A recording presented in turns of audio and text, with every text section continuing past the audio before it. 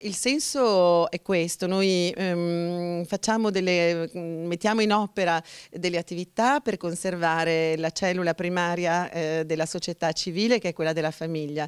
Ospitiamo qui in detenzione dei detenuti che hanno dei fine pena definitivi, e le nostre iniziative a favore della famiglia riguardano sicuramente i bambini e le loro compagne e le loro mogli.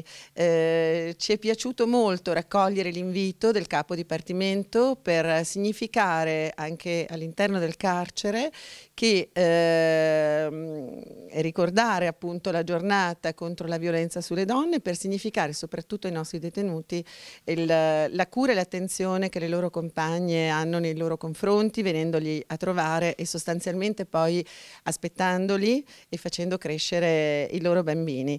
Ovviamente qui dentro non ci sono persone che stanno scontando una pena per reati contro le donne, contro la famiglia. Questo non significa però che non si debba significare, ecco, il senso profondo di questa giornata. Abbiamo preparato un recital di poesie dedicate alle donne, quindi sono come le donne, diciamo, si propongono, come gli uomini anche vedono le donne, e anche poesie di amore tra un uomo e una donna. Ci sembrava, ecco, di non andare proprio a toccare l'elemento, diciamo, della violenza, perché sembrava eccessivo. Quindi un'educazione al bello, una sensibilizzazione al bello, alla bellezza come antidoto contro la bruttura della violenza. Quando si tocca quel punto dentro di noi che si chiama bellezza, poi abbiamo sempre bisogno di nutrirlo.